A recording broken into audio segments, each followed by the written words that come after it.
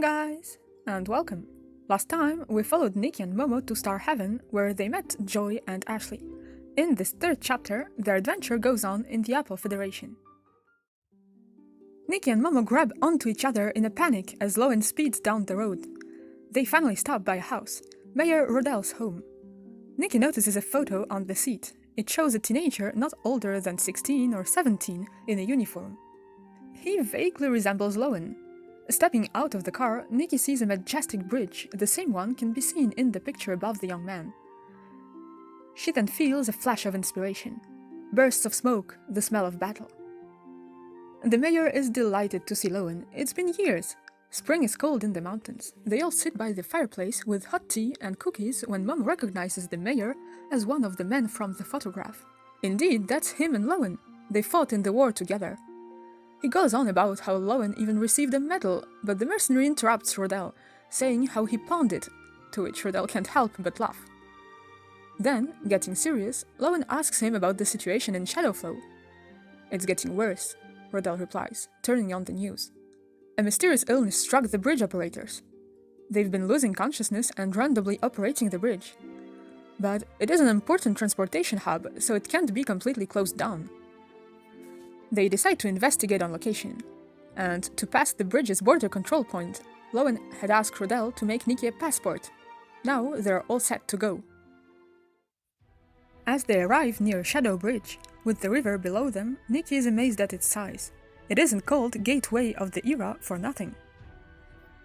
Just as they're getting closer, the alarm goes off as the bridge begins to raise.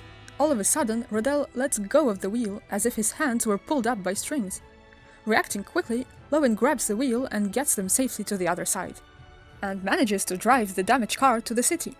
They park behind a souvenir shop where they will wait for Loen while he takes Rodell to the hospital. Although there's smoke and fires around the bridge, Shadowflow is lively as usual. Next to the shop, Nikki and Momo see a war memorial to the famous Major Snowhawk. A little girl then approaches. "Pink hair, you must be Nikki." She's Susan, 8 years old, and Loen tasked her with finding Nikki because he doesn't have enough money to pay for his drink at a coffee house nearby. They won't let him leave. Nikki and Momo look at her in confusion. Wasn't Loen at the hospital? Why ask a child to help him? But Susan insists. Only before she leads them to Loen, she asks Nikki to help her get the medal worn by one of the shop's mannequins. It's possible to win it by entering a Major Snowhawk outfit contest. Looking closer, Nikki hesitates. Could it be the medal Loen pawned? But Susan is already reciting her lesson about the Major with sparkly eyes. Nikki cosplays the Major for Susan. The shopkeeper is stunned. She even recreated the pistol. Susan happily grabs the medal, but the pistol Nikki crafted. It tells her of the brutality and desperation of war, and the determination to never back down. As Susan leads them down the road, Momo comments on how they're almost alone there. But then they see a strange lady walking towards them. Her blank stare, her awkwardly moving limbs remind Nikki of what happened to the Mayor Rodell. As more people like the infected lady get closer and surround them, the three of them put on protective suits. One man tries to hit Nikki, but a shouting Loen appears out of nowhere and fends him off. These people are not sick, they're mind-controlled. As styling battles happen in the spirit world, it's possible to affect and even control one's mind with enough styling power. With Nikki's help, they manage to wake some civilians, but more who are still under control keep coming. Turning towards them, Loen unloads the clip from his gun and fires at them without ammo. With each shot, traces of golden light pierce the air and the people recover one by one. It is a physical manifestation of styling power.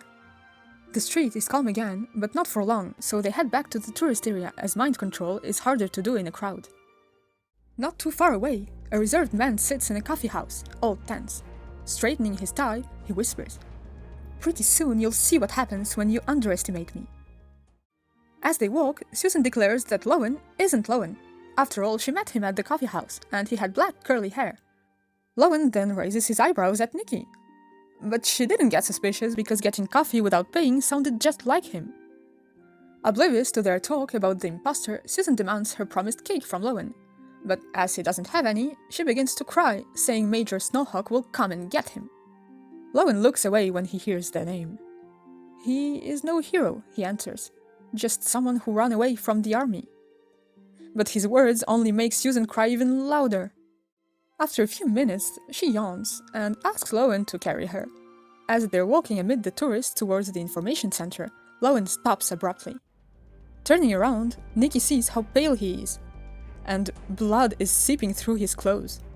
Horrified, she watches as a quiet Susan pulls out a dagger and takes out the folded manuscript from Loen's pocket. Then she steps off and runs away. Crumpling to the ground in pain, Loen urges Nikki to go after her. She's being mind-controlled. Nikki and Momo can hardly keep up with Susan, and soon they get to a train station outside the city. Despite the obvious trap, Nikki follows the girl, shaking with fear. She then hears a voice. There is no need to be afraid. Winning or losing doesn't depend on your strength, but on your faith, so don't be scared. The stranger's voice reminds her of the young man in the picture, holding his gun. Is he the Snow Knight Hawk? The blaring horn pulls her back to reality. They run and grab onto the railing as the train starts moving and speeding up.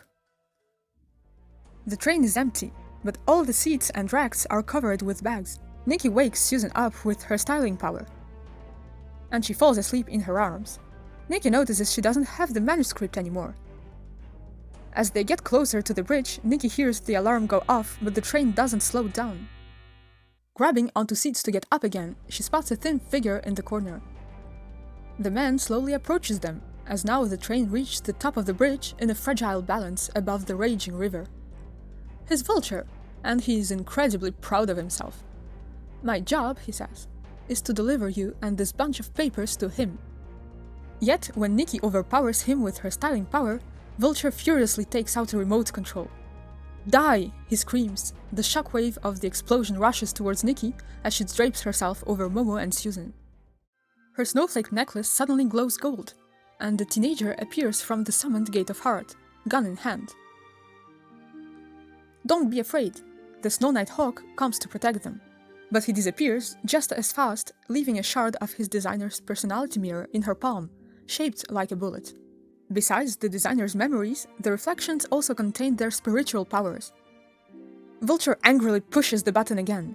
As the train begins to tilt towards the river, it is suddenly pulled back by a steel cable going all the way back to the bridge. A bullet pierces the window and knocks the remote out of Vulture's hand. Good thing I'm a fast driver. Loen jumps through the opening. Vulture is in total disbelief. That pesky mercenary feigned his injury. Getting serious, Loen reloads his pistol and looks at Vulture. His gaze is frightening.